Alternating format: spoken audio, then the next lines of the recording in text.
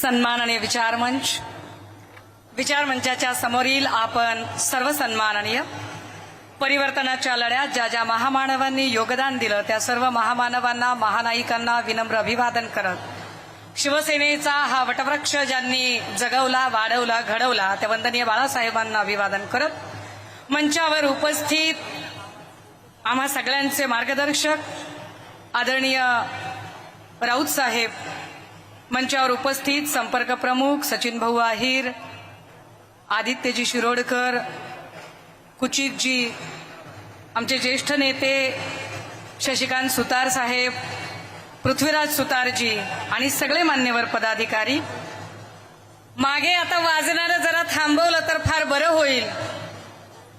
मागे मागे वाजवणारे लोक जरा आता थांबवा, लोकांना ऐकू द्या जरा. हा, ऐकू द्या लोकांना शांतपणे. आम्ही समजू शकतो तुमचा उत्साह, तुमच्या आनंदात आम्ही सहभागी आहोत, पण आता आपण जरा शांतपणे ऐकूया. आज लय अंगात आलंय सर, तुम्ही आल्यामुळे अंगात आलंय एवढं. दादा हो, मला एक म्हणजे जेव्हा फ्रिक्शन झालं त्या फ्रिक्शनच्या नंतर एक शब्द फडणवीसांनी बोलला आणि तो मला फार असा जिव्हारी लागला होता आणि त्याचं उत्तर देण्यासाठी फार तडफेने आम्ही राज्यभर फिरायचं ठरवलं. तेव्हा ते म्हणाले की शिल्लक सेना आहे, शिल्लक सेना आहे. त्यांना प्रत्येक वेळेला मी महाप्रबोधन यात्रेची गर्दी दाखवते आणि शिल्लक सेनेचा काय नजारा आहे तो नजारा दाखवत असते. मला आज त्यांना पुन्हा एकदा सांगावंसं वाटतंय. तो दिवार चित्रपटातला एक डायलॉग आठवतोय की ज्याच्यामध्ये शशी कपूर विचारत आहे, अमिताभ बच्चन त्याला शशी कपूरला विचारतोय की मेरे पास घर है, गाडी है, बंगला है, सब कुछ है, तुम्हारे पास क्या. तसं जेव्हा फडणवीस कधी त्या आविर्भावात जे त्यांच्या मनात आहे की मेरे पास देखो सब कुछ है, मेरे पास मोदी जी है, शाह है, ईडी है, सीबीआई है, इलेक्शन कमीशन है, प्रफुल्ल पटेल है, भुजबल है, भावना गवली है, मेरे पास सब कुछ है, क्या है तुम्हारे पास. हम बड़े फक्र के साथ कहते हैं हमारे पास संजय राउत है. हम बड़े फक्र के साथ कह सकते हैं की तुमच्याकडे शरण जाणारे, आता आडनावं घेत नाही मी, नावं घेत नाही, असे अनेक असतील, पण आमच्याकडे मरण पत्करेन पण शरण पत्करणार नाही असं सांगणारे सन्माननीय संजय राऊत साहेब आहेत. निष्ठेचं दुसरं नाव ते राऊत साहेब आमच्या सोबत आहेत आणि तोपर्यंत आम्हाला काहीच कमतरता नाही. मेरे पास सब कुछ है, क्या है तुम्हारे पास. हम बड़े फक्र के साथ कहते हैं हमारे पास संजय राउत है. हम बड़े फक्र के साथ कह सकते हैं की तुमच्याकडे शरण जाणारे, आता आडनावं घेत नाही मी, नावं घेत नाही, असे अनेक असतील, पण आमच्याकडे मरण पत्करेन पण शरण पत्करणार नाही असं सांगणारे सन्माननीय संजय राऊत साहेब आहेत. निष्ठेचं दुसरं नाव ते राऊत साहेब आमच्या सोबत आहेत आणि तोपर्यंत आम्हाला काहीच कमतरता नाही. कारण खूप साऱ्या शेळ्या मेंढ्या जमा करण्यापेक्षा असे वाघाचे छावे आमच्या सोबत आहेत जे आमचं मार्गदर्शन करत आहेत. आम्हाला आमचं काम करण्यासाठी आम्हाला फुटप्रिंट देत आहेत, ते जास्त महत्वाचं आहे. दादा हो, कालच्या पत्राचा असर अजून नीटसा उतरलेला नाही. देवाभाऊंनी काल पत्र लिहिलं. पत्र लिहिताना त्यांना फार उशिरा उपरती झाली आणि उशिरा उपरती होऊन ते म्हणाले की सत्ता येते आणि जाते, देश महत्वाचा असतो. मला हसायला आलं त्यांच्या बोलण्यावर की म्हणजे आमच्या गावाकडे म्हण आहे बरं का, करून करून भागलेन देवपूजेला लागले. काय म्हणजे देवाभाऊंच्या ह्या वाक्याचा अर्थ काय काढायचा, काय बोलायचं आता की सत्ता येते आणि जाते पण देश महत्वाचा. खरं तर ती भाजपा फार वेगळी होती, ज्या भाजपामध्ये अटल बिहारीजींसारखे नेते होते, जे अटल बिहारीजी एका अटलजी जेव्हा राजीनामा द्यायला उभे राहिले तेव्हा पार्लमेंटमध्ये ते म्हणत होते की मंडी सजी हुई थी, बाजार तैयार था, माल बिकने के लिए तैयार था. खासदारांची खरेदी विक्री. मंडी सजी हुई थी, माल बिकने के लिए तैयार था, लेकिन हमने खरीदना उचित नहीं समझा क्योंकि सरकारें आएंगी और जाएंगी, लेकिन ये लोकतंत्र बचना चाहिए. पण वाजपेयींची ती भाजपा आता राहिलेली नाही. वाजपेयींच्या त्या भाजपाला आता तिलांजली दिलेली आहे. आता एका वेगळ्या भाजपाच्या संस्कृतीने जन्म घेतलेला आहे. राजे हो, हे नीट समजून घ्या पुन्हा एकदा. वारुळ मुंग्या बांधतात, मुंग्या वारुळ बांधतात, परंतु जेव्हा संपूर्ण वारुळ तयार होतं तेव्हा त्यात राहायला मात्र मुंग्या नसतात. त्यात राहायला सरपटणारे प्राणी, विषारी प्राणी राहायला येतात.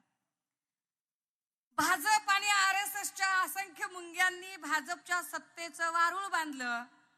मला वाईट वाटतं चंद्रकांत दादांबद्दलही आणि मेधा कुलकर्णींबद्दलही आणि असंख्य लोकांबद्दल ज्यांना ज्यांना देवाभाऊंनी साईडलाईन केलं, ज्यांना ज्यांना संपवलं. कारण त्या सगळ्या लोकांनी मिळून भाजपच्या सत्तेचं वारुळ बांधलं होतं. पण आता त्या वारुळात त्याच लोकांना राहायचं भाग्य नाहीये. बिचाऱ्या उपाध्ये भंडारी सारख्या लोकांबद्दल तर अपार सहानुभूती वाटते आणि काही चित्रविचित्र बायकांना बघून नुसतंच हसायला येतं. की काय करायचं यांचं, की या माणसांना ती जागाच नाही मिळाली. दादा हो, ह्या सगळ्या लोकांमध्ये, ह्या सगळ्या सिनोरिओमध्ये फक्त आणि फक्त स्वतःच्या मुख्यमंत्री पदाच्या अतीव महत्वाकांक्षेपोटी, आपल्या अत्यंत हावरट स्वभावापोटी, सत्तेची किती ओढ, किती चटक असावी एखाद्याला, की ती सत्ता आणि ती खुर्ची हस्तगत करण्यासाठी महाराष्ट्राचं राजकारण देवाभाऊंनी कायम अस्थिर ठेवलं. त्याचा परिणाम असा झाला की कुठल्याही राज्याचं जेव्हा सरकार अस्थिर असतं तेव्हा त्या राज्यामध्ये उद्योजकांना गुंतवणूक करण्यामध्ये भय वाटते. ते गुंतवणूक करत नाहीत. परिणामी इथली सरकार देवाभाऊंनी, देवेंद्र फडणवीसांनी इतकी अस्थिर ठेवली की ज्याचा परिणाम इथला एक एक उद्योग बाहेर जायला लागला. आणि पुणे, मुंबई, जिथे अख्ख्या राज्यातनं लोक आपलं पोट भरायला येत होते, वेगवेगळ्या कंपन्यांमध्ये काम शोधायला येत होते, आता ते काम त्यांना मिळणार नाही अशी परिस्थिती निर्माण झाली. पण हे सगळं असताना सुद्धा यावर काही प्रश्न विचारले जातील असं आमच्यासारख्या भाबड्यांना वाटतं. कारण आम्ही या राज्यातले टॅक्स पेयर आहोत. आम्ही घरपट्टी, नळपट्टी, पाणीपट्टी, light bill, toll tax, road tax प्रामाणिकपणे भरतो. आणि असा प्रामाणिकपणे जेव्हा आम्ही टॅक्स भरतो तेव्हा आम्हाला असं वाटतं की आमच्या टॅक्स मधून, आमच्या कष्टाच्या पैशातनं जर अधिवेशनावरती करोडो रुपये खर्च केले जात असतील तर त्या अधिवेशनामध्ये आमच्या विकासावर, आमच्या कल्याणासाठी, आमच्या भविष्यासाठी काही योजना आणि त्यावर चर्चा झाली पाहिजे. पण तशी चर्चा अधिवेशनात होण्याच्या ऐवजी नवाब मलिकांचे काय, सांगा मलिक कुणाचे, यावर जर चर्चा होत असेल आणि करोडो रुपये वाया जात असतील तर वाईट वाटतं. राजे हो, मलिक सत्ताधारी बाकावर बसले आणि जेव्हा म्हटलं जातं की आम्हाला माहित नाही ते कसे काय बसले, माझं जेवढं वय नाही तेवढा मलिकांचा सत्तेतला अनुभव आहे. एवढा अनुभवी माणूस सहजासहजी सत्ताधारी बाकावर बसणार नाही. तो माणूस सत्ताधारी बाकावर बसतो म्हणजे त्यांचं पक्क ठरलेलं असतं. एक दिवस नाही, तब्बल 2 दिवस तो सत्ताधारी बाकावर माणूस बसतो. याचा अर्थ त्यांची आपसी म्युच्युअल अंडरस्टँडिंग असते. पण महाराष्ट्राचा बॅकफायर होतोय म्हटल्यावरती, आपल्यावरती डाव उलटतोय म्हटल्यावर मात्र फडणवीस तो मी नव्हेच म्हणत हात वर करत पत्र लिहितात. अरे इंटरनेट आणि फोन कॉलच्या काळामध्ये रोज भेटताय, मांडीला मांडी लावून बसताय, रेटारेटी खेटाखेटी करताय आणि तुम्हाला पत्र लिहायची काय गरज होती? कुणाला येड्यात करता तुम्ही? अरे आम्ही काय धोत्रावर इन करतो का? बगलत रेडिओ आहे का? कानात भिडे आहेत आमच्या का? डोसक्याला गोड तेल लावतोय आम्ही? आणि तुम्ही आम्हाला सांगताय मी पत्र लिहिलं, मी पत्र लिहिलं. आणि शानपण सांगतात त्यांचे हुजरे आणि मुजरे आणि बार्किंग ब्रिगेड मधले लोक कंबोज सारखे चिल्ले पिल्ले. अरे पहला पत्थर वो उठाए जो पापी ना हो और जिसने पाप ना किया हो. मूळ त्या कंबोजवरच शेकडो कोटीच्या बँक घोटाळ्याचा आरोप आणि त्यानं शानपण सांगायला निघतोय. अहो फडणवीस साहेब, माणसं निवडताना किमान प्रामाणिक माणसं तरी निवडा. आमच्याकडे बघा, आम्ही प्रामाणिक माणसं आहोत. आम्ही लाख वेळा सांगतो, हे कधी बी चेक कर रे, कधी बी कुठलाच ईडी सीबीआय क्रिमिनल रेकॉर्डचं बॅगेज नाहीये आमच्याकडे. लय लय पक्के माणसं आहोत आणि लय स्वच्छ आहोत आम्ही.